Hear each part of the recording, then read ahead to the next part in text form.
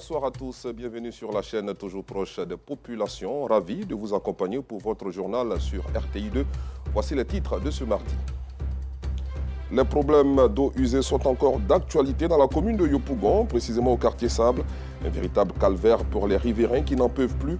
Ils lancent un cri de cœur au micro de nos reporters. À l'international, c'est une peine d'une sévérité inédite au Nigeria. 3 ans après la mort de la chanteuse de gospel Osinachi, son mari condamné à mort par pendaison. Merci pour votre fidélité. Les pagnes indigo sont en vogue. Entre tendance et valorisation de la culture, ils sont beaucoup portés par des jeunes et les personnes âgées à domicile et lors de grands événements. Autrefois utilisés pour les tâches ménagères et travaux champêtres, le succès des pagnes indigo va même au-delà des frontières africaines. Suivons donc ce reportage de Assita Diarra, Gilles Tonien et Seydou Ouattara. Bouaké, quartier Djamourou. C'est sur ce site que sont confectionnés les pagnes indigo. Mélangés avec de la teinture, ces teinturiers arrivent à fabriquer une variété de designs.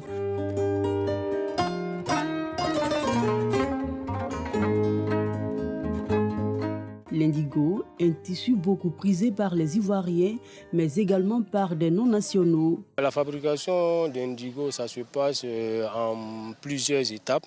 Bon, il y a les motifs qui peuvent prendre 2 jours, il y a les motifs qui peuvent prendre 3 jours, il y a les motifs ça fait 1 jour. Voilà, donc ça dépend des motifs et puis des commandes. Nous, on a hérité de notre grand-mère. Nos grands-mères ont commencé, aujourd'hui ça vaut 45 ans. Mais moi, par contre, j'ai commencé aujourd'hui, ça fait 25 ans.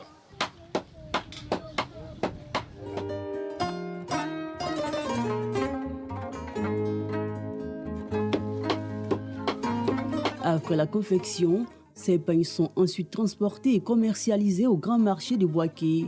Cette cliente, elle, est venue d'Abidjan pour s'y ravitailler. C'est bien joli parce qu'en Afrique, on fait des jolies choses, très jolies choses. Surtout à Bouaké, il y a des jolis basins, les jolis indigos, il y a le nouveau, il y a l'ancien.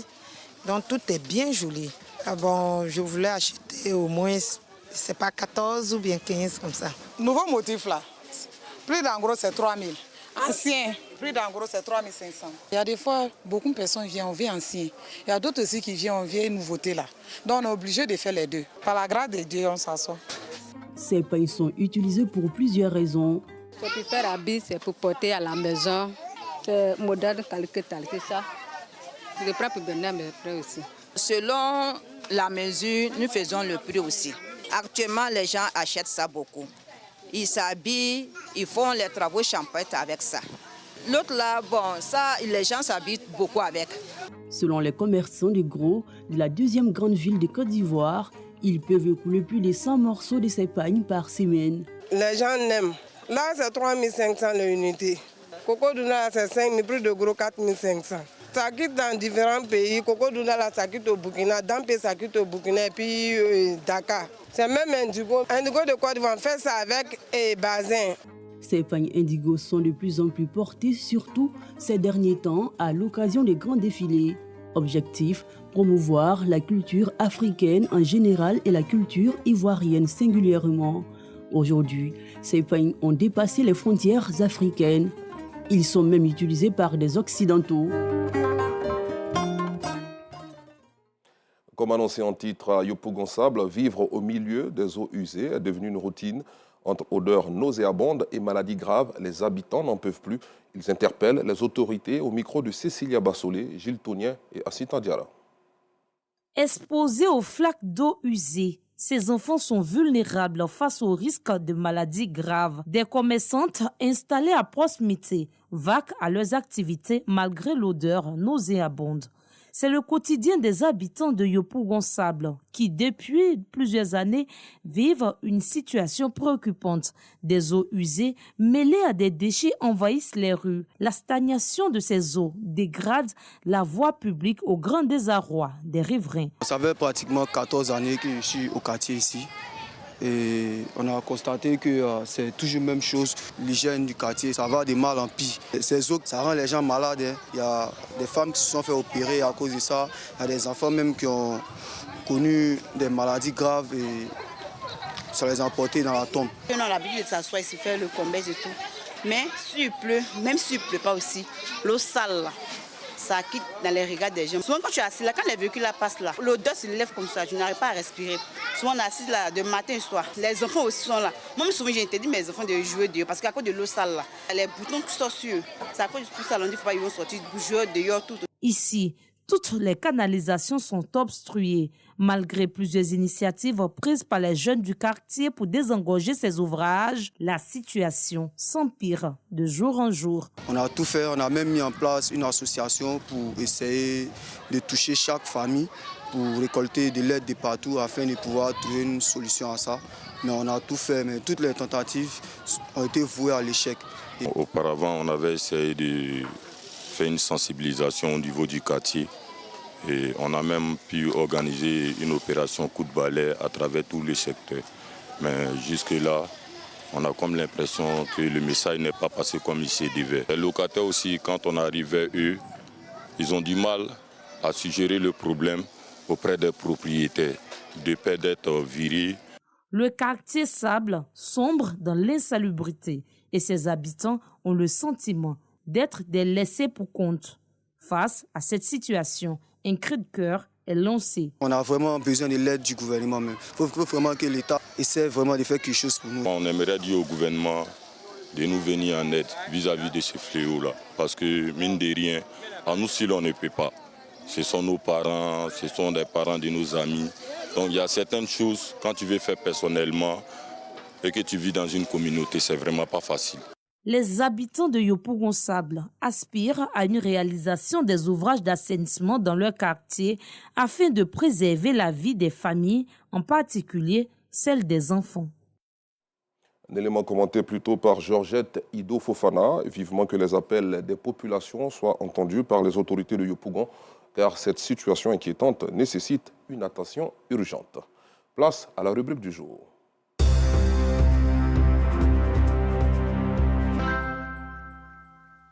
Les rues, ruelles et caniveaux du district autonome d'Abidjan sont devenus des toilettes publiques à cause des pisseurs de rue. Ils se soulagent dans les lieux publics, au vu et au su de tous, sans gêne. Des actes négatifs qui ont des conséquences néfastes sur la santé des personnes qui respirent des odeurs nauséabondes. Une situation qui n'est pas du goût de la rédaction de RTI2. Le carton rouge est signé Ansita Diarra, Koné Pargasoro de Madongui, Kader Bachil et Seydou Ouattara. Interdit de pisser ici. Interdit d'uriner ici. Interdit de faire pipi ici. Nous avons coutume de voir autour de nous ces écriteaux, des expressions souvent visibles sur nos murs, sur des pancartes et autres clôtures et souvent dans des espaces publics. Des mises en garde qui font partie de notre quotidien. Hélas, 1000 fois hélas, ces expressions, loin de freiner les pisseurs dans leur élan, les encouragent à poursuivre leur besogne, que dis-je, leur sale besogne. Tel le sucre qui attire les mouches et la viande qui attire les chiens. Ici, on lit ce qui est écrit sur ces murs, mais on ne le comprend pas, ou du moins, on se rend compte du sens quand on finit de faire ce qu'on est venu faire. Tous les quartiers du district autonome d'Abidjan souffrent de ces odeurs d'urine. Ces odeurs fortes à vous couper le souffle et vous ôter toute envie de manger. On pisse et on pisse dans les rues, sur les murs, et on s'en fout. On propage le poison et les maladies partout. On vide sa vessie comme on veut. Et plus grave, ces personnes ne se soucient pas du mal qu'elles font à leur entourage. En fait, pour elles, il n'y a rien en face. Tout simplement dommage. Et ces personnes-là, on les retrouve partout, dans toutes les communes du district autonome d'Abidjan et villes de l'intérieur. À Cocody, le mur de l'entreprise de Lamine, par exemple, est malheureusement devenu une toilette publique.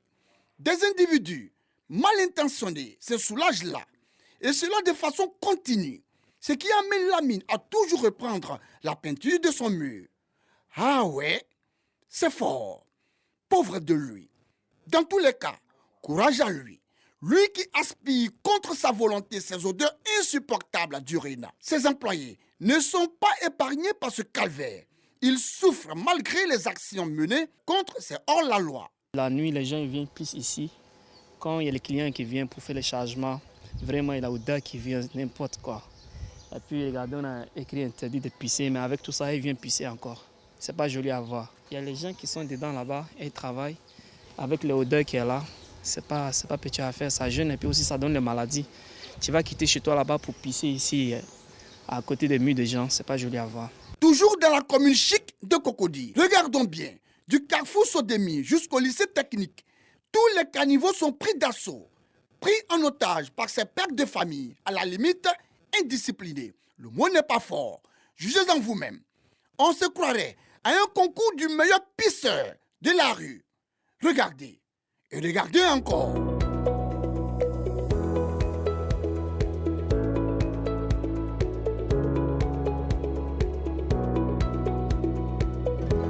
Sans commentaire, les passants sont obligés de se boucher les narines pendant un bon moment pour éviter d'avaler, d'aspirer, de respirer et de sentir ces odeurs infectes, ce parfum d'une odeur répugnante. Pas du tout facile.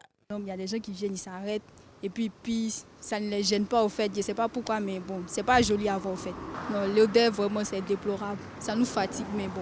Ce sont des personnes âgées, on ne peut pas dire ah tonton pourquoi tu pisses ici. Et donc bon, passe. Il faut que l'État trouve une solution par rapport à ça. Quittons Cocody et rendons-nous au village d'Aboboté, dans la commune d'Abobo. C'est la même chose, la même odeur, la même pollution de l'environnement. Savez-vous que dans ce village, le terrain de jeu qui sert également de lieu de sport et pour les cours d'éducation physique et sportive n'est pas épargné par ces grands pisseurs? Et que dire de ces enfants contraints qu'ils sont de travailler dans ces urines? L'odeur nous fatigue. Souvent, on n'arrive pas à travailler. L'odeur, ça nous gêne à tout moment, mais on ne peut pas faire grande chose puisque c'est ici seulement on a habité à faire les PS. Les odeurs de pipi nous rendent très malades. Souvent, quand nous partons à la maison, on a des fièvres. Le matin, nous sommes obligés de nettoyer le terrain. Faire nettoyer le terrain par des enfants, ce qui n'est pas normal.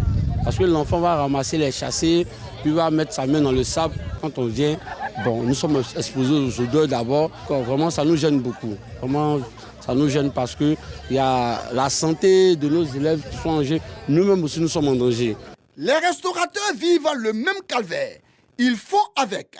Ils ne savent plus à quel sein se vouer. Il y a plein de maquis aussi autour du terrain. Les gens viennent pour pisser. Or, c'est sur le terrain aussi que les enfants viennent pour faire du sport. Ça peut leur donner les maladies parce qu'on ne sait pas qui est malade, un pipi de qui. Les enfants peuvent venir jouer, tout ça là. Donc moi, j'aimerais qu'on fasse les WC publics. Impossible de faire le tour du district autonome d'Abidjan sans apercevoir ces personnes qui exhibent sans gêne, sans honte, sans remords, avec bassesse, leurs verges, leurs phallus, leurs soi-disant glands souvent recouverts d'un repli de peau flasque, avachis et amollis. Ceci au vu et au su de tous. Voici que certains détracteurs, en apercevant notre caméra car conscients de leur comportement indigne et choquant, prennent la fuite. Quand les plus audacieux, fiers de ce qu'ils font, justifient leur acte irresponsable. Depuis 1 heure, il traite pipi là. Il faudrait que je trouve un petit coin pour pouvoir me soulager. La vie serait bon que je trouve des endroits, en tout cas appropriés. Ils peuvent aménager des latrines. Ainsi donc, lorsqu'on arrive, on peut se soulager là. Monsieur, oui, c'est bien de vous qu'il s'agit. Ne savez-vous pas que de toilettes publiques existent dans les rues et ruelles des communes du district d'Abidjan? Ne savez-vous pas que vos odeurs, sinon, ne savez-vous pas que les odeurs de vos urines rendent non seulement les riverains et les passants malades, mais les empêchent également de respirer de l'air frais? Et pourtant, selon la loi numéro 2023-899 du 23 novembre 2023, portant code de l'hygiène et de la salubrité, est puni d'un emprisonnement de 15 jours à 3 mois et d'une amende de 10 000 à 100 000 francs CFA ou de l'une de ces deux peines, quiconque urine ou défèque sur la voie publique, dans les caniveaux, places ou plages publiques. Malgré cette loi, la pratique répugnante d'uriner, de pisser dans les rues est toujours d'actualité et les auteurs ne sont soumis à aucune peine. Ils sont plutôt sereins et imperturbables car pour eux, il n'y a rien en face. Alors, vu le silence, le mutisme, la sérénité du ministère de l'Hydraulique, de l'Assainissement et de la Salubrité. Face à ces pollueurs de l'environnement, un gigantesque carton rouge lui est attribué. Carton rouge une fois, carton rouge deux fois, carton rouge 3, 4 et 5 fois à ces pisseurs, sans foi ni loi. Ces indisciplinés, c'est hors la loi. Ces personnes qui, à tout bout du champ, comme la peste, sortent le verge pour vider leur vessie de leur impureté. Tout comportement qui perturbe et trouble énormément le bien-être des populations avec ces odeurs fades de leur urine. Chers messieurs les pisseurs, sachez ceci, les rues ne sont pas vos toilettes. Parlons santé à présent. L'Organisation internationale pour la recherche de la paix est heureuse. L'un de ses membres, médecin, directeur des hôpitaux de la police nationale, a été récemment fait honoris causa en politique de santé à l'université Félix Houphouët-Boigny de Cocody, une distinction qui honore les professionnels du secteur de la santé. Théodore Zozo. Parents, amis et membres de l'Organisation internationale pour la recherche de la paix dans cet amphithéâtre de l'université Félix Houphouët-Boigny de Cocody pour honorer l'un des leurs. Day Spring Intel University, une université américaine basée en Asie, fait du cardiologue Kofi Gengen docteur honoris causa en politique de santé pour ses recherches mettant en évidence l'importance de l'activité physique régulière dans la gestion de l'hypertension artérielle. En politique de santé, c'est un doctorat qui est délivré aux personnalités qui ont ajouté un plus aussi à l'humanité. C'est un doctorat de mérite, c'est un doctorat honorifique, un doctorat d'une valeur académique très importante pour les encourager à ne pas s'arrêter en si bon chemin, de toujours continuer dans leur secteur d'activité et de toujours faire du bien à l'humanité. Cette distinction récompense les travaux du professeur Kofi qui contribue à l'élaboration de protocoles de soins plus holistiques. C'est vraiment une fierté pour moi et pour l'université qui a reconnu mon travail. Et donc, je suis satisfait. Je dis merci aux autorités universitaires qui ont reconnu mon savoir-faire et m'ont fait savoir. Cette distinction doit renforcer mon savoir-faire. Je dois travailler encore plus pour la communauté parce que le problème de la santé, ce n'est pas un problème médical seulement, c'est un problème social. La reconnaissance de la pertinence de ces travaux par l'université américaine vient galvaniser de nombreux professionnels de la santé et contribuer à l'évolution de la pratique médicale en Côte d'Ivoire. Professeur Kofi Gengen est médecin commissaire divisionnaire, directeur des hôpitaux de la police nationale. À l'international, c'est une peine d'une sévérité inédite au Nigeria. 3 ans après la mort d'une célèbre chanteuse de gospel, son mari vient d'être condamné à mort par pendaison au Sinachi Nwachukwu, connu au-delà des frontières nigérianes, notamment pour son titre Ekuweme, est morte en avril 2022 à l'âge de 42 ans. À noter que dans ce pays, les peines capitales prononcées sont rarement appliquées et plutôt commuées en prison à vie.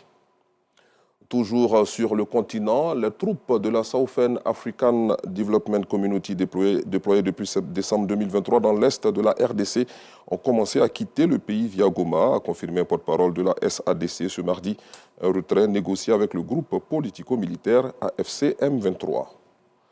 Enfin, le roi du Maroc, Mohamed VI, a reçu hier les 3 ministres des Affaires étrangères de l'Alliance des États du Sahel au Palais Royal de Rabat. Aucune annonce à l'issue de cette rencontre au cours de laquelle, selon le communiqué officiel, les ministres de l'AES ont réaffirmé leur adhésion au projet marocain de créer un accès à l'Atlantique pour les 3 pays enclavés. Mais ce rendez-vous est surtout une nouvelle pique adressée à l'Algérie, l'ennemi désormais commun au Maroc et aux 3 régimes sahéliens. Merci pour votre attention. Demain, je serai encore dans vos postes récepteurs. Bonne soirée sur RTI2.